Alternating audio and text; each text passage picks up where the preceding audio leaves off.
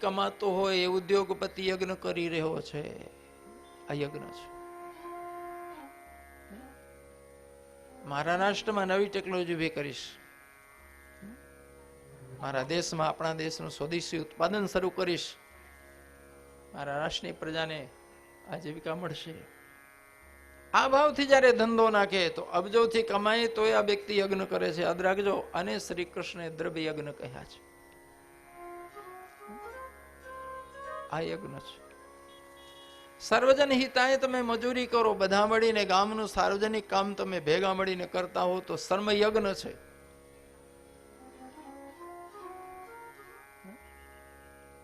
ઊંચી ભાવનાથી તમે તમારો સ્વકર્મ કરતા હો ને જ્યારે, અને ટાઢ ને તડકો બધું વેઠતા હો, પણ તમારા હૃદયમાં રાષ્ટ્રપ્રેમ સમાજ પ્રેમ હોય તો તમારી મજૂરી પણ સર્મયજ્ઞ છે. તમારામાં જો કુટિલતા ના હોય, ક્ષુદ્ર સ્વાર્થવૃત્તિ ના હોય. હું કહું છું કે એક ખેડૂત શિયાળામાં આ પોષ મહિનામાં રાત્રે પાણી વાળે ખેતરમાં, વૈશાખ જેઠમાં પરસેવે નહાય ખેતરમાં મજૂરી કરતો હોય. શું માનો છો જેટલું પકવે છે પોતે જ ખાઈ જાય છે? અને જો ખેડૂત એટલી મજૂરી ન કરતો, ભલે 4 પૈસા મળે છે ને ઘરના વ્યવહાર ચલાવે છે, પણ આ ઉત્પાદન જો બંધ કરે, માત્ર પોતાના પેટ માટે વિચારે, તો લાખો જીવો ભૂખ્યા મરી જશે. ઘાસ નીકળે છે, પશુઓ જીવે છે, વધારાનો અનાજ ઉત્પન્ન થાય છે, તો જે લોકો ખેતી નથી કરતા એ બધાને કોણ પૂરું પાડે? બાપ, મારું વન હજારો લોકોના મોઢામાં જશે. આ ભાવનાથી જયારે ખેડૂત ખેતી કરતો હોય તો કહો છો આ યજ્ઞ કરે છે. દરેક વ્યક્તિ યજ્ઞ કરી શકે છે. વિશ્વ કલ્યાણની ભાવનાથી તમે ધ્યાન કરો છો, મંત્ર જાપ કરો છો, તપ યજ્ઞ છે, જપ યજ્ઞ છે. સ્વાધ્યાય જ્ઞાન યજ્ઞાશ્ચ, તમે સદગ્રંથોનું અધ્યયન ચિંતન કરો છો જેથી જ્ઞાન વર્ધન થાય અને તમે તમારા છોકરાઓને સારો માર્ગ દેખાડી શકો. સ્વાધ્યાય યજ્ઞ થાય છે. તમે સત્સંગમાં બેઠા છો, જીવનનું સર્વાંગીણ ચિંતન થાય છે, તો જ્ઞાન યજ્ઞ થઈ રહ્યો છે. એમાં સૌથી શ્રેષ્ઠ યજ્ઞ શ્રી કૃષ્ણ જ્ઞાન યજ્ઞને કહે છે. શ્રેયાન દ્રવ્ય મયા જગ્ન જ્ઞાન યજ્ઞો પરંતપ સર્વ ક્રમાખિલે પાર્થ જ્ઞાને પરિસમાપ્યતે. તમામ યજ્ઞોમાં સર્વશ્રેષ્ઠ યજ્ઞ જ્ઞાન યજ્ઞ છે, કારણ કે જ્ઞાન વગર જીવનમાં કોઈ સફળતા મળતી નથી. જ્ઞાન વગર આત્મકલ્યાણ કદી જીવ કરી શકશે નહીં. એટલે શ્રેષ્ઠ યજ્ઞ જ્ઞાન યજ્ઞ. પણ એક જમાનો એવો આવ્યો હતો કે એટલા લોકો હોમ કરવાની વાહે પડ્યા, ગામે ગામ જ્યાં જો ત્યાં હોમ ને હોમ ને. અતિ સુધી જવાની એવી વૃત્તિ હોય છે માણસની કે જેમાં ચોંટી પડે ને પછી મૂકે નહીં. દેશ કાળ પરિસ્થિતિ આવશ્યકતા પ્રમાણે વ્યક્તિ જો પોતાની જાતને વાળી શકતો હોય તો જગત ઘણું સુંદર હોય. ધીરે ધીરે દરેક વસ્તુમાં જડતા આવે. જે હેતુથી કોઈ સંસ્કૃતિ ઊભી થઈ હોય, જે હેતુ ખલાસ થઈ ગયો હોય, તો પછી એ રૂઢીને ટકાઈ રાખવું કોઈ અર્થનું હોતું નથી. પણ બળગ્યા એ વળગ્યા, પછી નવું સિસ્ટમ આવે જલ્દી સ્વીકારીએ નહીં, ભલે ગમે એટલું ફાયદાનું હોય તો. એને જડતા કહેવાય, એને મોહ કહેવાય. એટલે યજ્ઞ માત્ર હોમ કરવું નથી. હા, યજ્ઞનું મહત્વ આ દેશમાં હતું. એટલે દરેક વ્યક્તિને 8-9 વર્ષનો થાય એટલે યજ્ઞોપવીત સંસ્કાર કરી યજ્ઞોપવીત પહેરાવવામાં આવતું. આજે યજ્ઞોપવીત શબ્દ લગભગ ભૂલી ગયો છે, જનેવું આવી ગયું છે. આ જનેવું નામ કોને પડ્યું મને ખબર નથી, પણ યજ્ઞોપવીત શબ્દ તો શાસ્ત્રોમાં છે. તે દિવસે વ્યક્તિ નિત્ય યજ્ઞ કરવાનું શરૂ કરતો, જે દિવસે યજ્ઞોપવીત સંસ્કાર થતા, પછી જીવે ત્યાં સુધી કરે. આખું જીવન યજ્ઞમય બનાવવું છે. આ ધ્યેયથી યજ્ઞ વત્તા ઉપ વત્તા વીત 3 શબ્દો મળીને યજ્ઞોપવીત બનેલું છે. યજ્ઞો વૈ વિષ્ણુ યજ્ઞો નારાયણ હરિ. યજ્ઞ એટલે સ્વયં પરમાત્મા, યજ્ઞ એટલે વિરાટ, ઉપ એટલે સમીપે, વીત એટલે જવું.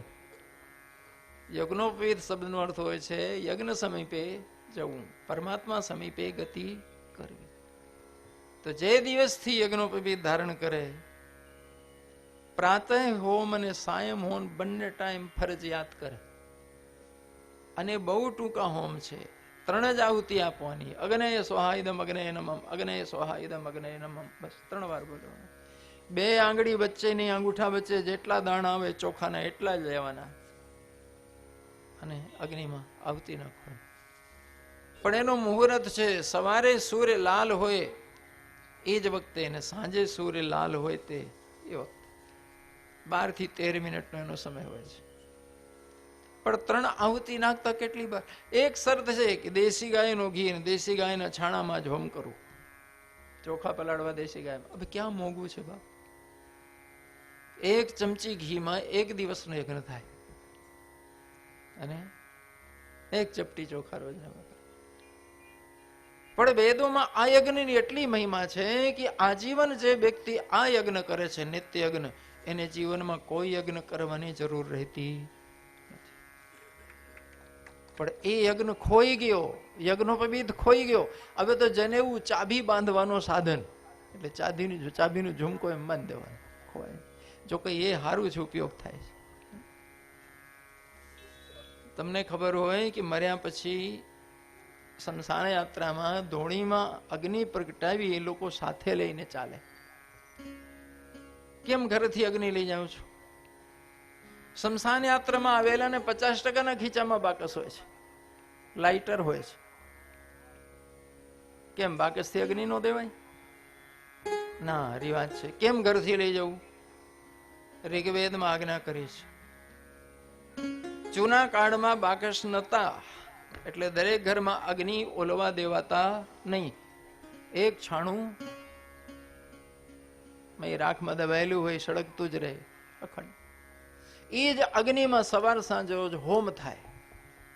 જે અગ્નિમાં આજીવન યજ્ઞ કર્યો છે વ્યક્તિ, એ જ અગ્નિમાં એના શરીરની અંતિમ પૂર્ણાહુતિ થાય. યજ્ઞ ક્યારે પૂરું થાય?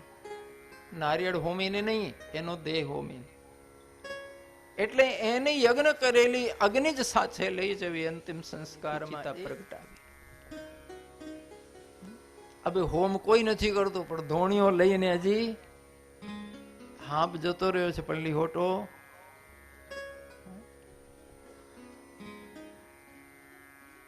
શું કામનો? એટલે યજ્ઞ આજીવન ચાલે. જે પણ વ્યક્તિ કરે, તમે પોતે માદા હો કે બહાર ગામ ગયા હો તો તમારા પત્ની કરી લે. પત્નીને કદાચ અશુદ્ધ દિવસો હોય 2-3 દિવસ વાળા, તો છોકરાઓ કરે, દીકરી કરે, દીકરો કરે. કોઈ વાદ નહીં કરવા માટે દરેક વ્યક્તિ કરી શકે. અને વેદો તો એમ કીધું છે કે જે પણ વ્યક્તિ આ યજ્ઞોપવીત ધારણ કરીને નિત્ય યજ્ઞ કરે એને અમે બ્રાહ્મણ કહીએ છીએ. કેમ? એને બ્રહ્મ ઉપાસના, યજ્ઞ ઉપાસના, એને પરમાત્મા તરફ ગતિ શરૂ કરી. જે સતત જેની વૃત્તિ બ્રહ્માકાર હોય, બ્રહ્મ તરફ હોય, એ બ્રાહ્મણ. કોની ઘરે જન્મ્યો છો સવાલ નથી. નહીં તો રાવણે બહુ હારા ઘરે જન્મ્યો હતો, પગે લાગવા જેવો ખરો? હિરણ્યકશ્યપે મોટા ભાગે બ્રાહ્મણો અમારી જ્ઞાતિના છે, રાક્ષસો જ થયા છે. રાક્ષસોમાં મોટી સંખ્યા અમારા બ્રાહ્મણોની છે. બ્રાહ્મણ જો સુધરે તો પરમાત્મા થાય, ને બગડે તો રાક્ષસ થાય. આ કડવી હકીકત છે. પણ ખરેખર બ્રાહ્મણ એટલે કોઈને ઘરમાં જન્મે એટલે બ્રાહ્મણ નહીં.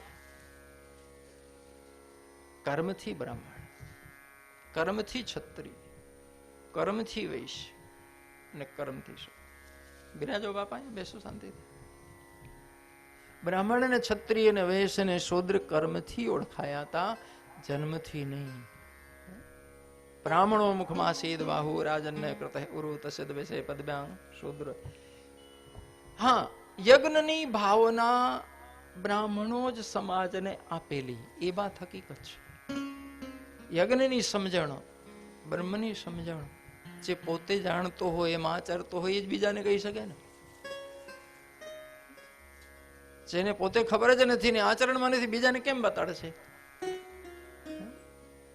એમ કહેવાયું કે બધા શાસ્ત્રો બ્રાહ્મણો દ્વારા લખાયા. એટલે જેમની જીવનની દિશા બ્રહ્મ છે, પરમ ચૈતન્ય છે, પરમાત્મા છે, વિરાટ છે, જેમને આખા વિરાટમાં આખા વિશ્વમાં બ્રહ્મ સત્તાને જોયું છે, એવા લોકો એ બ્રાહ્મણ. એટલે સાચા બ્રાહ્મણમાં કોઈ દિવસ ભેદ વૃત્તિ હોતી નથી. એનામાં કોઈ દી ઊંચ નીચનો અહંકારનો ભાવ જાગે નહીં. સાચા બ્રાહ્મણમાં કોઈ દી અહંકાર હોય નહીં. અને જો અહમ આવ્યું તો બ્રાહ્મણ થયો નથી. નહીં, ખાલી બ્રાહ્મણ થવાથી પૂજીએ તો બ્રાહ્મણ તો બહુ પૂજવા જેવું, ચારે વેદ જાણે છે, ઘણો ભણેલો છે, અને પૂજાય રોજની 4 કલાકની કરતો, રોજ રુદ્રાભિષેક કરતો, ને એક અભિષેકમાં 4 કલાક થાય છે. બોલો, આપણા સાબરકાંઠામાં જે છે કોઈ રોજ 4 કલાક પૂજામાં બેસતો હોય? ભલે પૂજામાં બેસતો હોય, પણ એના કર્મ રાક્ષસના છે, એની દાનત રાક્ષસની છે. ઋષિનો દીકરો છે, પણ એને કોઈ બ્રાહ્મણ કે ઋષિ કહીને બંધન કરતું નથી. યજ્ઞ એક ભાવના છે. આપણે બધા યજ્ઞો કરીએ છીએ. દરેક વ્યક્તિ પોતાના કર્મે જ્યારે ભગવત સમર્પણ કરીને કરે છે તો એનો આજીવિકાનો કર્મ પણ યજ્ઞ હોય છે. હવે ઇન્દ્રને અભિમાનમાં આવું સમજાય ક્યાંથી? બ્રજ ઉપર ભયંકર વિપત્તિ આવી, વરસાદ ચાલુ થયું, હવે ચોમાસું નહોતું. ભગવાને બ્રજવાસીઓને બચાવવા માટે ગિરિરાજ ધારણ કર્યું છે. ગિરિરાજ ધારણ. પણ બધા ગુવાડિયાઓ લાકડીઓને ટેકા કર્યા કે કનૈયા જોજો, ગભરાતો નહીં, અમે બધા મદદ કરીએ. ભગવાન કે થોડા જોર કરજો. હા, પણ ભાઈ આમ ઊંચા કરીને થોડી બેહી રહું ને અડધા કલાક, ખબર પડશે. ખાલી હાથ ઊંચા કરીને બેહો અડધા કલાક.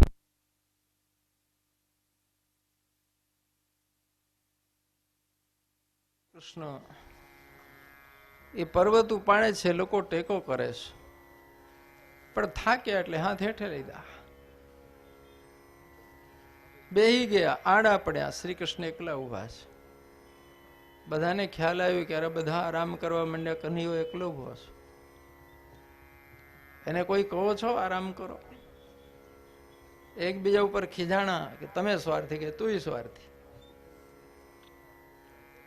કનૈયાને કે છે તમે થોડી વાર બેહી જાઓ, અમે રાખી છે લાકડીઓ ઉપર. રાખો ત્યારે. બધાએ લાકડીઓ ટેકીને ઉભા રહ્યા, અને ભગવાન હાથ નીચે લીધો, ગિરિરાજ નીચે આવ્યા, બૂમા બૂમ થઈ, મર્યા મર્યા. કે હવે ખબર પડી કે આપણી લાકડીઓ ખોટી, આ તો એકલો ઉચકીને ઉભો છે.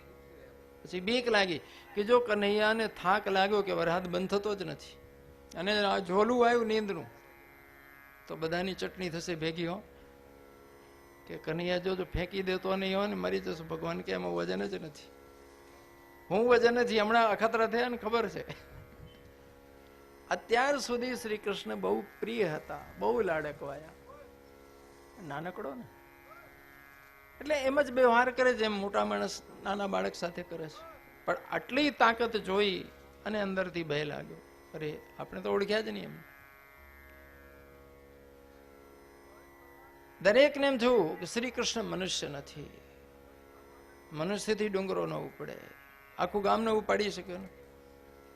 હવે એકબીજાને પૂછવા માંડ્યા કૃષ્ણ કોણ છે, ક્યાં ખબર કોઈ. 7 દિવસ સુધી ભગવાને પર્વત ધારણ કર્યો છે. ઇન્દ્ર થાક્યો, પ્રસાદ થાક્યો, છેવટે તડકો નીકળ્યો. ભગવાને ચક્રને આદેશ કર્યું તું આકાશમાં સહસ્ત્રો સૂર્યની ઉષ્ણતા પેદા કરી દીધી. ઉપરથી મુશળધાર આવતું તું, જમીનમાં નહોતું પહોંચતું, વરાળ થઈને પાછું જતું. ઇન્દ્ર ગભરાયો કે બાપ પાણી ગયું ક્યાં? આ ડુંગર ઉચકીને બચાવ્યું કોને? કે શ્રી કૃષ્ણ. હવે બીક લાગી કે મેં ભૂલ કરી, મેં આ દુશ્મની બ્રજવાસીઓ સાથે નથી કરી, ભગવાન સાથે કરી છે, કારણ કે એ લોકો પ્રિય છે શ્રી કૃષ્ણ. ભગવાને પર્વત સ્થાન મૂક્યું. ઇન્દ્ર એકલા માઈને ભગવાનના ચરણે પડી ક્ષમા માંગી, રડ્યો છે, અપરાધ ક્ષમા કરો, હું ભાન વગરનો છું, અજ્ઞાની છું, અહંકારી છું. ભાઈ છોરું કછોરું થાય પણ માવતરે માવતર, ભગવાન ક્ષમા કરી, વાંધો નહીં. જ્યારે જાગ્યા ત્યારે સવાર. પણ એક કિસ્સો બન્યો, નંદ બાબાએ 11 કરેલી, રાત્રે અડધી રાત્રે ઊંઘ ઉડી ગઈ, એમ થયું સવાર પડી ગઈ, ઘડિયાળ તો હતા નહીં, ઊંઘ તૂટે એટલે સવાર. યમુનામાં સ્નાન કરવા પડે. રાત્રે જળ દેવતાને વિક્ષેપ થયો વરુણને, તો દૂતો મને પકડીને પાણીમાં ખેંચી ગયા. આપણા શાસ્ત્રો કહે છે અગ્નિ દેવ છે, જળ દેવ છે, પવન દેવ છે, પૃથ્વી દેવી છે, સૂર્ય દેવ છે, ચંદ્ર દેવ. અને રાત્રિમાં બધા વિશ્રામ કરે છે, સુઈ જાય છે, ને ઊંઘતાને જગાડો. એટલે રાત્રિમાં આપણે ઊંઘવું જ, રાત્રિ ઊંઘવા માટે છે. એટલે આપણે કોઈ પણ શુભ કર્મ, પૂજા પાઠ કે હોમ રાતના 10 પછી થાય, મોડા 9:30. પછી ઘોર નિશા શરૂ થાય, તમો ગુણી વેળ. રાત્રિમાં પૂજા પાઠ થાય તો તાંત્રિકો ના થાય, ભૂત પ્રેત ઉપાસતા હોય, બલિઓ ચડાવતા હોય એવા લોકો. સાત્વિક પૂજા પાઠ સાધના રાત્રે થતી. વૃક્ષોએ સુઈ જાય, પ્રાણીઓએ સુઈ જાય, દેવતાઓએ સુઈ જાય. ગ્વાડિયાઓ વાત કરી શ્રી કૃષ્ણ કે બાબાને પાણીમાં લઈ ગયા લોકો ખેંચીને. શ્રી કૃષ્ણ દોડીને યમુનામાં કૂદ્યા. જે ક્ષણે નંદ બાબા પહોંચ્યા એ ક્ષણે શ્રી કૃષ્ણ પહોંચી ગયા. બરોડદેવ સિંહાસનથી ઉતરીને શ્રી કૃષ્ણ સ્વાગત કરી, બેસાડીને પૂજન કરું, રત્નોની ભેટ ધરી, નંદ બાબાની ક્ષમા માંગી. તમે તો મારા બાપાના બાપા છો, ભૂલ થઈ, મારા સેવકો ઓળખતા નતા, તે અપરાધ કર્યું. ભગવાનને કે જે અપરાધ થયું એ મારાથી થયું, એમ મારા સેવકોને સજા ન કરતા. એ લોકો ભૂલ કરી તો મને નફો થયો, આપના પગલા પડ્યા, ક્યાં પધારવાના હતા. નોકર ભૂલ કરે, શેઠને નફો થાય, શેઠ સજા કરે ના, હજી એકાદ ભૂલ કરે તો હારી. ભગવાન હસે છે કે ભૂલ હોય એની સજા ન કરાય, ભૂલ અજાણતા થાય છે, ભૂલ કરનારો પોતે જ પછતાય છે, એને શું સજા કરવી. અપરાધ હંમેશા જાણી જોઈને થાય, અને અપરાધીને સજા ના કરો તો એની ટેવ બગડે. એટલે અપરાધીને માફ ન કરો, ભૂલ થઈ હોય એની કદી સજા ન કરવી. ભગવાન બાબાને લઈને બહાર આવ્યા. નંદ બાબાએ ગ્વાડિયાઓને વાત કરી કે મારા કનૈયાથી બધા દેવતાઓ ડરે છે. બધા ગ્વાળો ભેગા થયા. નંદ બાબાને કહે છો અમે આપની પ્રજા છીએ, માવતર છો, આજે એક વાત પૂછ્યું છે, ખોટું ના લગાડો તો મેં પૂછીએ. નંદ બાબા હસે છે, પૂછો ને, હું કામ ડરો છો? તો કે બાબા આ કનૈયો ક્યાંથી લાયા? હે શું બોલ્યા કે આ લાલો ક્યાંથી લાયા? કે બજારમાં મળે છોકરા? અરે મારા ઘરે જન્મ લીધો જ મારો દીકરો. કે ના. કે કેમ? કે 7 દિવસ ડુંગરો ઉપાડીને ઉભો રહ્યો, આખું ગામ ને ઉપાડી શક્યો. અને તમે કહો છો દેવતાઓ બીવે છે, આ તો માણસ જ નથી, તમારા દીકરા ક્યાંથી હોય? દેવતા માણસ થઈને હોય, માણસ દેવતાઓથી બીવે. આ માણસ નથી, તમારા દીકરા ક્યાંથી હોય? હાચું બોલો ને બાબા, કોણ છે?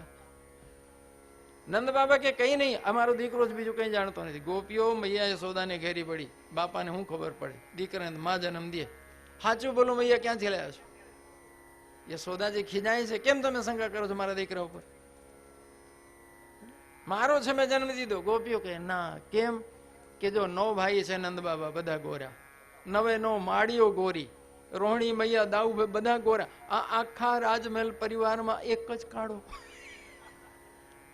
આ તો તર્ક જોરદાર છે. યશોદા છે કે મારા હાથમાં છે કે કાળો કે ધોળો કરી લઉં પીછી મારીને? ભગવાન દીધું એવું છે. છોકરાઓ કનૈયાને જઈને વાત કરી કે હવે તો વડીલો મૈયાને પૂછે. અત્યાર સુધી અમે જ ખીજવતા હતા, છોકરાઓ ખીજાવે કે આ લાલાને મૈયા જન્મ દે, અને તો બેચાતું લાયા.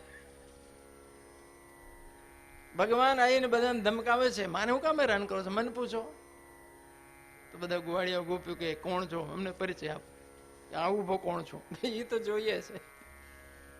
તો હું છે બીજું? યશોદાજી કહે બેટા તું કાળો કેમ થયો? બધા શંકા કરે છે તું મારો લાલો નથી, તું ગોરો થયો હોત તો. તો ભગવાન કે મૈયા તઈ ભૂલ કરી એટલે કાળો થઈ ગયો. મેં તને આ છે અડધી રાત્રે જન્મ્યો હતો તું સુઈ ગઈ હતી? કે હા. તો કે એટલે તો કાળો થયો. યશોદા કે માં હુઈ જાય તો છોકરો કાળો થઈ જાય? અરે માં તું સુઈ ગઈ, અડધી રાતનો જન્મ, કોઈ દીવો પ્રગટાયો નહીં, અંધારામાં હારોડતો અંધાડું ચોંટ્યું છે. યશોદાજી રોવા બેઠા. ગોપીઓને કે જો હવે ખબર પડી. અરે રે, મારી કેવી ભૂલ થઈ, હું ઊંઘી ગઈ, મને ખબર ન પડી. આ જો અંધારું છૂટ્યું ને મારો લાલો તો ગોરો ગોરો જતો.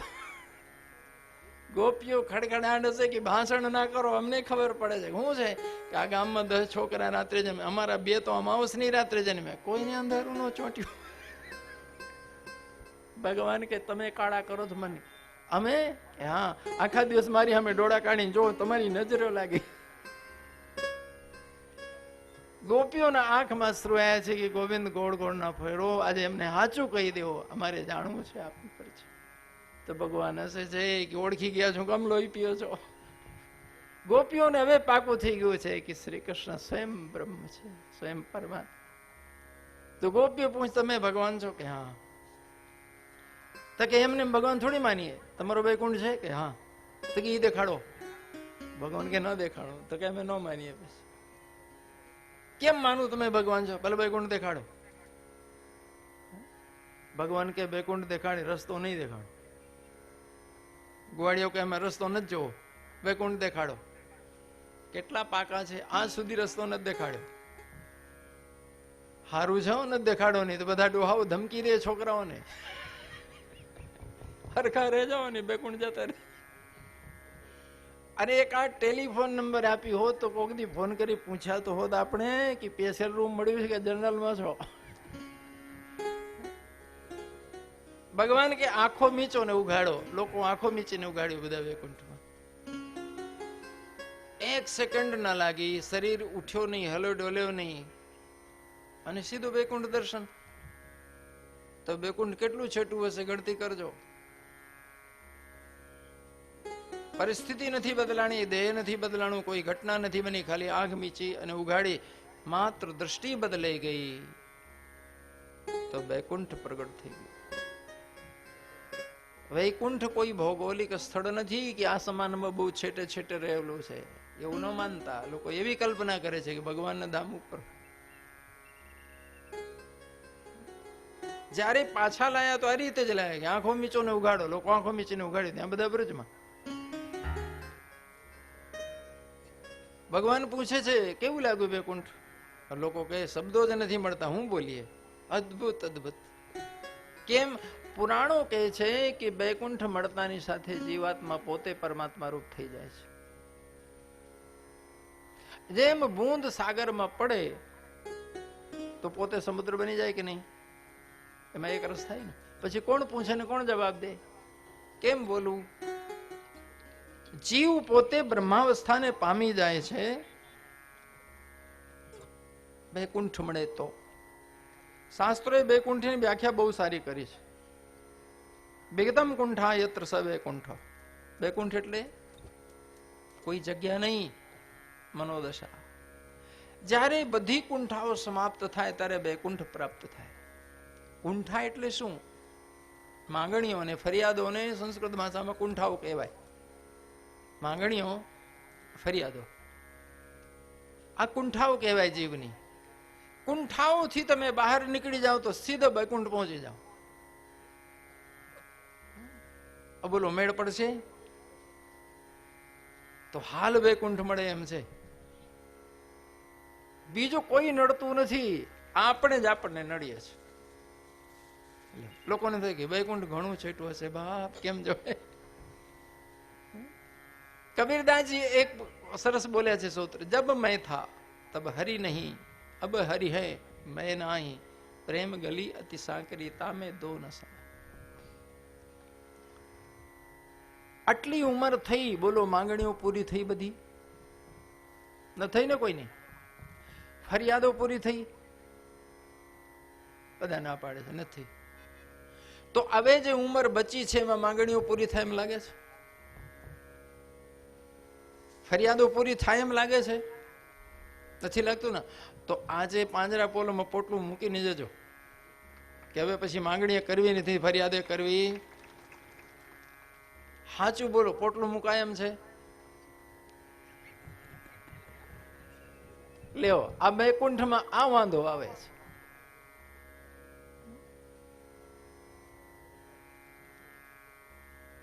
આમાં કોણ નડે છે બોલો?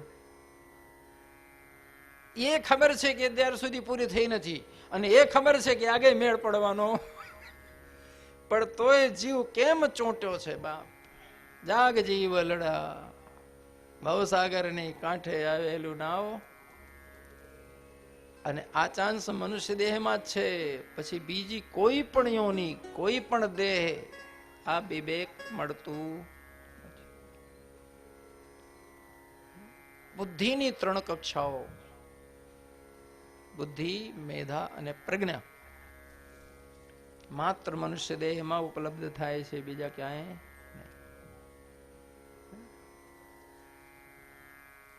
આપણે બધા બુદ્ધિમાન છીએ, પણ આપણે મેધાવી નથી. મેધાવી કોને કહું? વૈજ્ઞાનિકોને. બોલો, એના જેવી બુદ્ધિ ખરી આપણામાં? નહીં ને. આપણે બુદ્ધિના સ્તરે જીવીએ છીએ, મેધાના સ્તરે વૈજ્ઞાનિકો પહોંચે છે, અને પ્રજ્ઞાના સ્તરે પરમહંસો પહોંચે છે, કે જે બ્રહ્મની અનુભૂતિ કરે છે. પ્રજ્ઞાનમ બ્રહ્મ, શુક્લ યજુર્વેદ કહે છે. પ્રજ્ઞાન એ જ બ્રહ્મ સત્તા છે.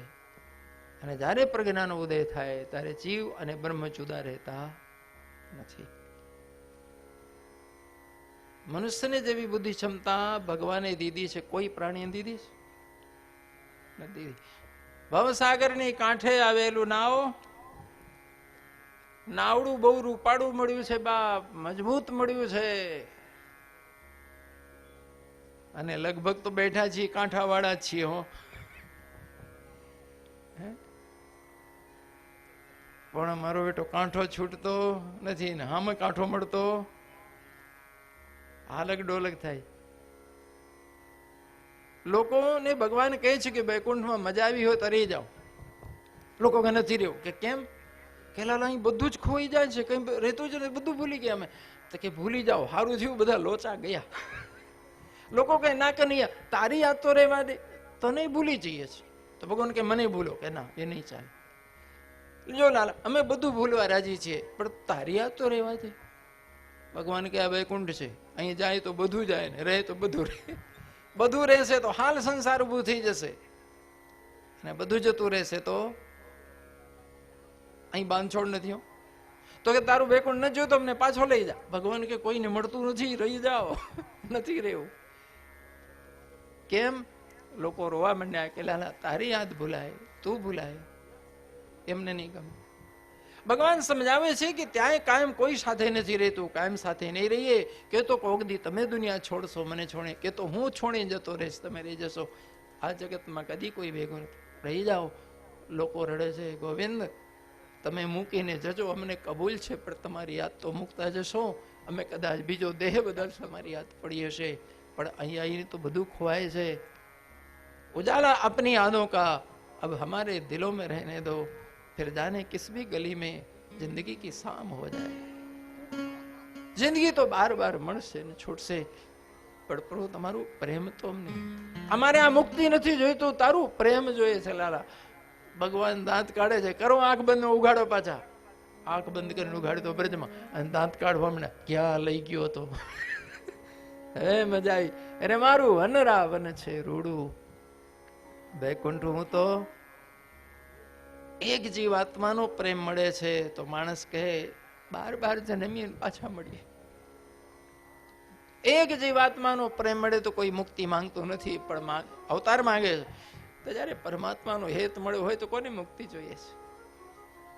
વૈષ્ણવ જન તો મુક્તિ ન માગે, માગે જન્મો જન્મ અવતાર. નિત ઓછો નિત કીર્તન સેવા નિરખવા. જો સંસારમાં જે બહુ કંટાળી જાય એ જ મુક્તિ માંગે છે. મુક્તિ દુઃખના પરિણામે પ્રગટ થાય, મુક્તિની કલ્પના ઉભી થાય. હું બધાને બધી રીતે જલસા હોય તો સાચું બોલો, કોને મોક્ષ જવું છે? હા તમે જ વિચારો, બધી રીતે જલસા હોય કોને ઉતાવળ છે? તો હું ભગવાનને કહું, જેમ ધુંધકારીની વિમાન આવ્યું તેમ વિમાન લઈ આવ. ના બાપા, આપણે વિમાન નથી જોઈતું, મારે જ આ કથા પૂરી કરીને મધ્યપ્રદેશમાં જો બીજી ગૌશાળામાં કરવું છે, મારે જ નથી જો વિમાન. તમે હું કામ જાઓ? વૈકુંઠ દર્શન પછી બધાને રાસમાં પ્રવેશ મળ્યો છે. ભગવાને વેણું બગાડી. શરદ પૂર્ણિમાની સાંજ એકદમ